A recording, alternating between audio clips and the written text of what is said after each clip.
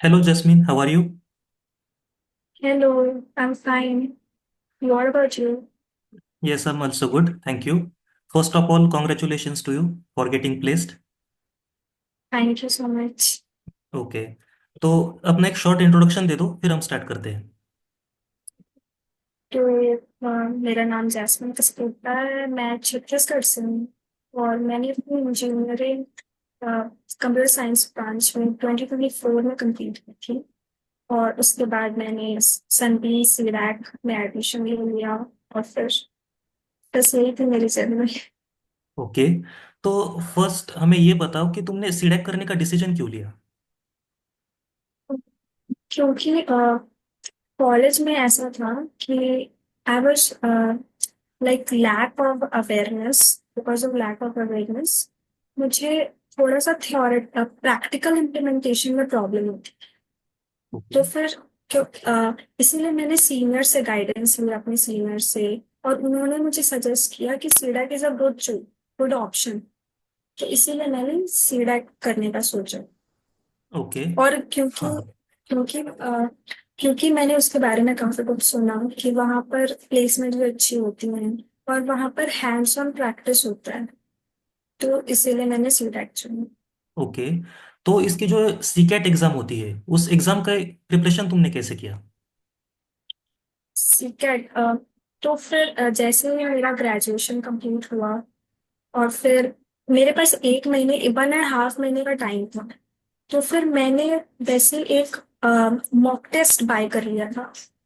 तो फिर मैं उस मॉक टेस्ट से काफी प्रैक्टिस करती थी। और मैंने यूट्यूब से मदद ली थी। मैंने इम्पोर्टेंट टॉपिक्स नोट कर लिए थे कि ये टॉपिक्स है जो इम्पोर्टेंट है, तो मैंने मेनली उसी पे फोकस किया था। ओके। तो इस तरीके से मैंने, और शॉर्ट टाइम पे मैं हर सब्जेक्ट्स को 2 दिन देती थी। तो ऐसे करके मैंने सारे सिलेबस कवर किए थे और इस तरीके से प्रैक्टिस की। ओके, और जो एमसीक्यूज वगैरह थे वो कहाँ से प्रिपेयर किए थे तुमने। मैं वही मॉक टेस्ट से ओके प्रिपेयर ओके, किया था। हाँ। मैंने मॉक टेस्ट बाय कर लिया था। ओके, तो तुमने डेक कोर्स ही क्यों चूज किया। दैट कोर्स बिकॉज मैंने अपने इंजीनियरिंग के टाइम पे काफी मर्न स्टैक पे काम किया था। तो मुझे बेसिकली डेवलपमेंट में ही जाना था। और वेब ऐप डेवलपमेंट में ही मेरा इंजीनियरिंग से इंटरेस्ट रहा था। तो इसीलिए मुझे उसी पे आगे बढ़ना था, तो इसीलिए मैंने दैट कोर्स चुना। राइट, क्यों क्यों बिकॉज सीडेक में अदर कोर्सेज भी है जैसे कि डीबीडी है, डिटिस है। हम्म। हम्म। या बट मैंने इंजीनियरिंग में स्टार्ट ही मॉन स्टैक डेवलपमेंट, वेब डेवलपमेंट से किया था और मेरा इंटरेस्ट भी उसी तरफ बिल्ड हुआ था। ओके, हाँ। तो तो दैट्स वेयर। हाँ, सीएसआईटी बैकग्राउंड है इसीलिए कोडिंग में भी इंटरेस्ट रहा होगा तुम्हें। हाँ हाँ, यस बिल्कुल। राइट, तो डेक कोर्स में कौन कौन सी टेक्नोलॉजीज तुमने सीखी। तो दैट कोर्स में तो बहुत सारी वैसे टेक्नोलॉजीज पढ़ाया गया था हमें। जैसे स्टार्टिंग से सी प्लस प्लस था। डेटाबेस टेक्नोलॉजीज थी जिसमें माई सीक्वल और मोंगो डीबी में पढ़ाया गया था। और फिर कोर जावा और dot net technology, web programming technology जिसमें मर्न स्टैक पढ़ाया गया था। और फिर advance Java and OS and SDM module भी था हमारा। तो टोटल ऐसे 9 मॉड्यूल्स थे जिसमें राइट। एप्टीट्यूड भी था। और एप्टीट्यूड कितना इंपॉर्टेंट है।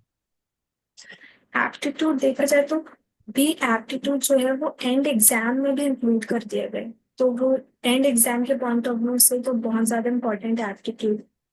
और प्लेसमेंट पॉइंट ऑफ व्यू से देखा जाए तो एप्टीट्यूड मीडियम लेवल तक प्रैक्टिस होनी ही चाहिए। एप्टीट्यूड भी काफी इंपॉर्टेंट रोल प्ले कर लेता है। तो मीडियम लेवल तक की प्रैक्टिस तो होनी ही चाहिए। और कम्युनिकेशन।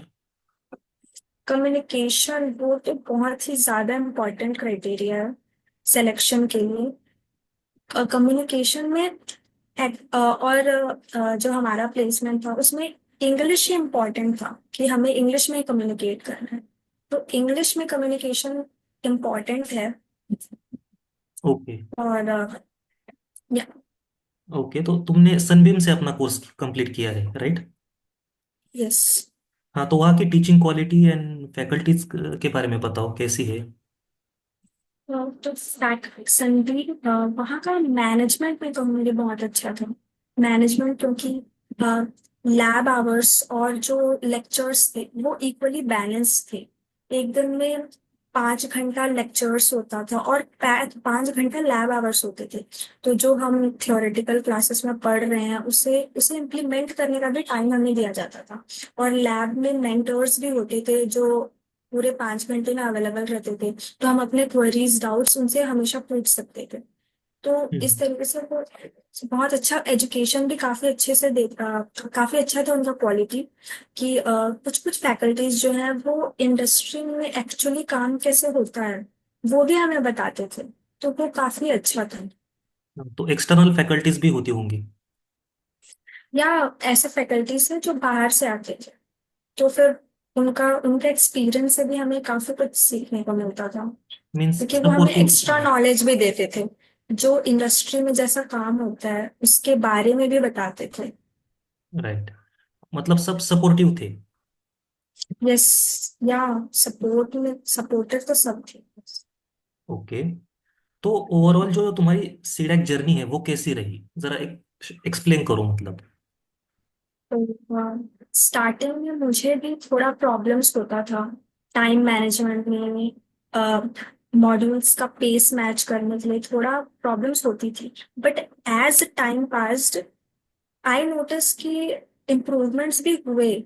जैसे क्योंकि वैसा ही शेड्यूल होता है और वो 6 महीने में अपना शेड्यूल भी स्ट्रिक्ट रखना पड़ता है। तो वो इम्प्रूवमेंट अपने आप दिखने लगता है अगर वो शेड्यूल फॉलो करें तो मैंने भी वही किया और फिर वो काफी बेनिफिशियल रहा था मेरे लिए। राइट। तो एंड मॉड्यूल एग्जाम के बारे में बताओ, वो कितनी इंपॉर्टेंट होती है एंड मॉड्यूल एग्जाम, जो कि हर मॉड्यूल की होती है। एंड तो सनबीम का तो ऐसा था कि फिक्स था कि हर जैसे ही हमारा मॉड्यूल एंड होगा उसके just next day lab exam होगा ही। तो वो लैब एग्जाम में भी हमें 2 घंटे में सॉल्व करना रहता था, एक क्वेश्चन दिया रहता था।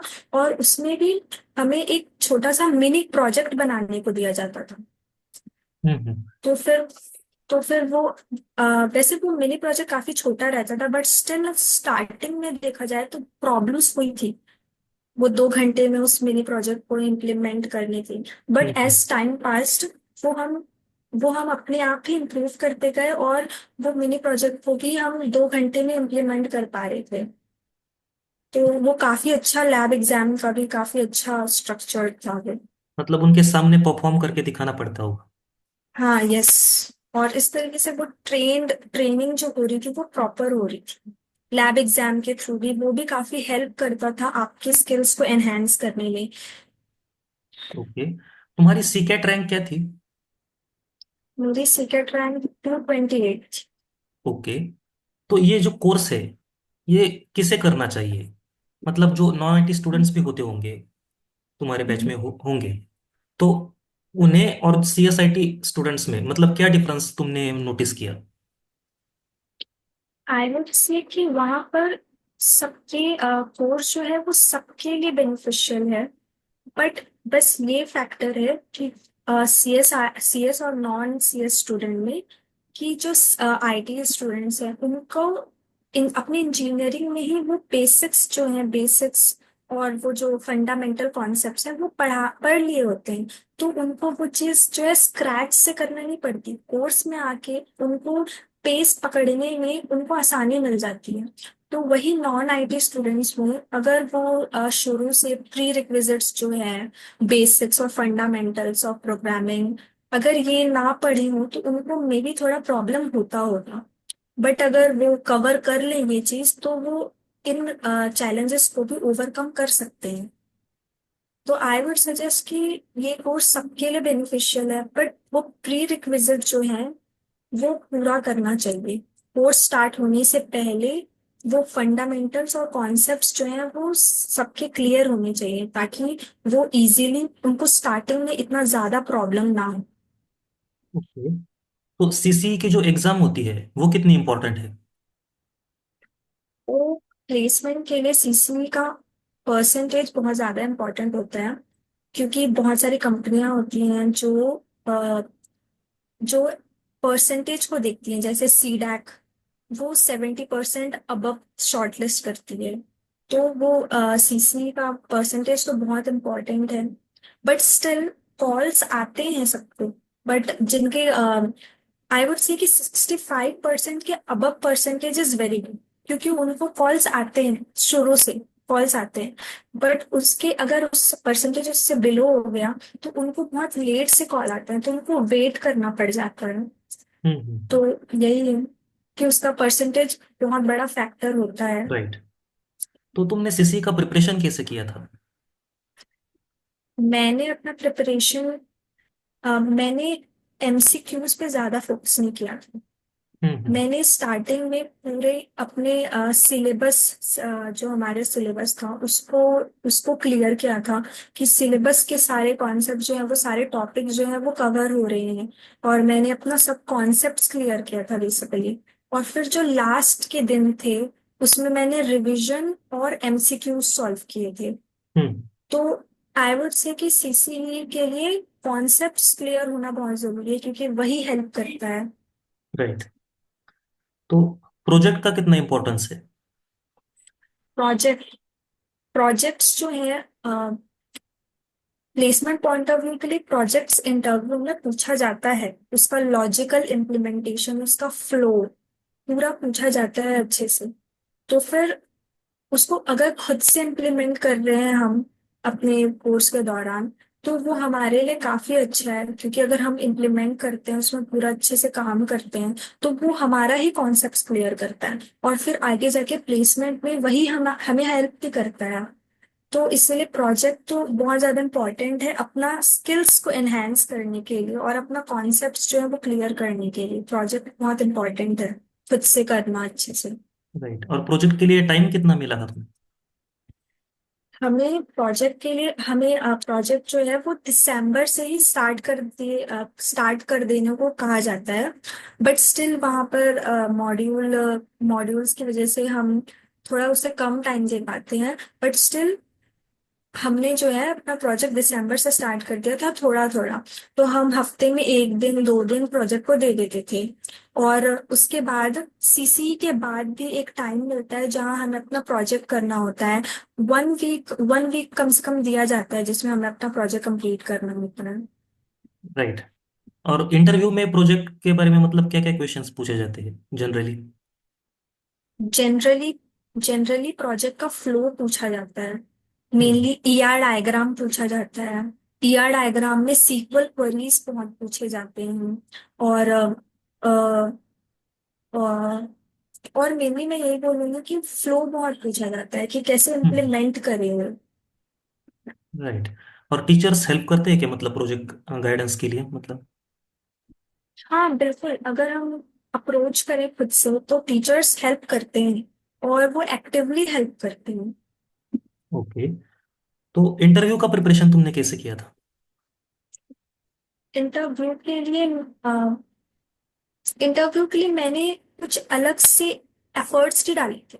मैंने जो था प्रोजेक्ट का जो सिलेबस था उसी में रिवीजन करते करते प्रिपेयर किया था। जब लाइक मैं जब पढ़ती थी तभी मैं उसको एज एक्सप्लेन कर रही हूँ टू माई सेल्फ, ऐसा पढ़ती थी। तो जिस तरीके से मेरा इंटरव्यू का भी प्रिपरेशन पैरेलली होता जा रहा था। हम्म। तो इंटरव्यू क्वेश्चंस जनरली क्या क्या पूछे जाते हैं?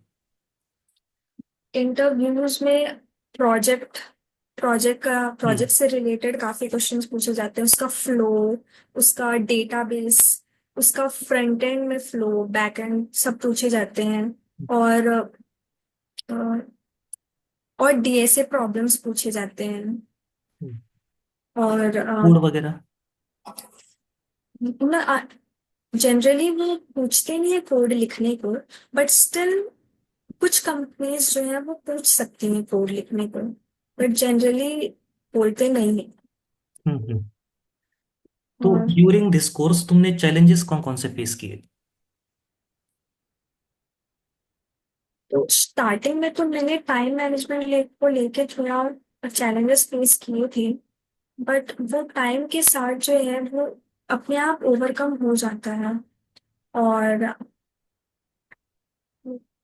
और वैसे मैनेजमेंट काफी अच्छी थी संगीन की, तो हमें हम्म। ज्यादा चैलेंजेस फेस नहीं करने पड़े। हम अगर उसके शेड्यूल को स्ट्रिक्टली फॉलो करते हैं तो हम अपने आप ही इम्प्रूवमेंट शो करने लगते हैं। राइट। तो जनरली जो कंपनीज आती है डैक के लिए, तो कितने राउंड्स होते हैं जनरली? तो एक सबसे पहला तो ऑनलाइन टेस्ट होता है जिसमें एप्टीट्यूड के क्वेश्चन, सीक्वल के क्वेश्चन, डीएसए के क्वेश्चन और फंडामेंटल क्वेश्चंस आते हैं। और उसके बाद इंटरव्यू होता है। तो इंटरव्यू में वो कंपनीज पे डिपेंड करता है कि वो इंटरव्यू के 2 राउंड ले या 3 राउंड ले। और फिर हम्म। एक एचआर इंटरव्यू होता है। तो राइट। इतने राउंड्स होते हैं। और फिर ओके, तो सिनेरियो बेस्ड क्वेश्चन भी पूछते होंगे? सिनेरियो बेस्ड क्वेश्चंस भी वो कंपनीज पे डिपेंड करता है। कोई कोई कंपनी हम्म। पूछती है और कोई कोई नहीं पूछती है। सिनेरियो बेस्ड क्वेश्चन में वो कैसे हैंडल करेंगे कुछ एक्सेप्शंस को, ऐसा क्वेश्चंस वो पूछते हैं। ओके, तो लास्ट में फ्रॉम योर साइड तुम अपकमिंग स्टूडेंट्स को क्या सजेस्ट करना चाहोगी? आई वुड सजेस्ट कि from the beginning of the course, क्योंकि डीएसए जो है वो बहुत इम्पोर्टेंट है। तो from the beginning of the course थोड़ा बहुत हफ्ते में 1-2 दिन, 1 दिन 2 दिन ये डीएसए प्रॉब्लम सॉल्व करना स्टार्ट कर देना चाहिए। और क्योंकि अब तो एप्टीट्यूड भी एंड एग्जाम में इंक्लूड हो गया है, तो फिर एप्टीट्यूड का भी प्रैक्टिस करते रहना चाहिए। और लैब आवर्स जो होता है, 5 घंटे का लेक्चर्स के बाद जो लैब आवर्स होता है उसको इफेक्टिवली यूज करना चाहिए। क्योंकि हैंड्स ऑन इम्प्लीमेंटेशन बहुत जरूरी होता है अपने कॉन्सेप्ट्स क्लियर करने के लिए। तो वो हैंड्स ऑन इम्प्लीमेंटेशन प्रैक्टिस तो करना ही चाहिए। और हर और इंटरव्यू का भी ऐसे नहीं कि कोई अलग से इंटरव्यू के लिए प्रैक्टिस करना चाहिए, बल्कि जो पूरे कोर्स के दौरान तुम पढ़ रहे हो उसी में इंटरव्यू का प्रैक्टिस जो है वो करते रहना चाहिए। लाइक कम्युनिकेशन का प्रैक्टिस करते रहना चाहिए। और जो लैब एग्जाम्स होते हैं उनको सीरियसली लेना चाहिए, क्योंकि वो कहीं ना कहीं वो हेल्प करते हैं। और मॉक इंटरव्यूज भी होते हैं। तो वो मॉक इंटरव्यूज को भी सीरियसली लेना चाहिए ताकि वो हेल्प, क्योंकि आखिर में वो थोड़ा बहुत हेल्प करते ही हैं। ओके, तो I would say confidence, this. हाँ, कॉन्फिडेंस कितना मैटर करता है? कॉन्फिडेंस, कॉन्फिडेंस तो एज नॉलेज ग्रोस कॉन्फिडेंस भी अपने आप ही आ जाता है। Confidence of course facial expression से ही पता चल जाता है कि कौन कितना कॉन्फिडेंट है। तो कॉन्फिडेंट एक्सप्रेशन से कॉन्फिडेंट मायने रखता है, क्योंकि वो कॉन्फिडेंस को देख के जज करते ही हैं इंटरव्यूअर्स। राइट। ओके, तो तुम्हारी ज्वाइनिंग हो गई? हाँ, हो गई है। ओके, कैसे 3rd of March से ही मैंने ज्वाइन कर लिया है। ओके, तो काम कैसा चल रहा है अभी? काम काफी अच्छा चल रहा है। और जो हमें डेवलपमेंट स्ट्रेटजी, डेवलपमेंट फ्लो बताया गया था, काफी अच्छा लग रहा है कि वैसा ही काम होता है देख के। ओके, मतलब अभी ट्रेनिंग चल रही है या फिर डायरेक्ट प्रोजेक्ट एलोकेट कर दिया है? नहीं, हमें अगर न्यू टेक्नोलॉजी मिल रही है तो उसमें पढ़ने का टाइम भी मिलता है। और हम्म। बहुत स्लो पेस में धीरे धीरे काम दिया जाता है। Okay, good and best of luck to you for your future journey. Thank you. Okay, thank you. And thank you for your yes. Guidance. Okay. Yeah my pleasure.